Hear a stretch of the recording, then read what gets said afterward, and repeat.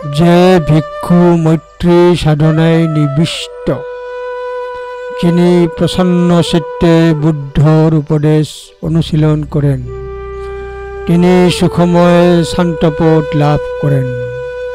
ধম্মপদ 368। যে ভিক্ষু সকলের প্রতি প্রেম দয়া করুণা ছড়িয়ে দেন, বুদ্ধের শিক্ষা উপভোগ করেন, তিনি পরমানন্দের অবস্থা অর্থাৎ নির্বাণের সুখ লাভ করবেন, যা অস্তিত্বের উত্তেজনার প্রশান্তির প্রতীক। ধম্মপদ 368। মেট্টা বিহারী য ভিক্ষু প্রসন্ন বুদ্ধ শাসনে অধিগচ্ছে পদং সন্তং সংখ্যারূপ সমং সুখং।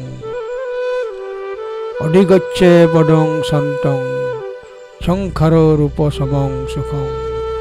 ধম্মপদ 368।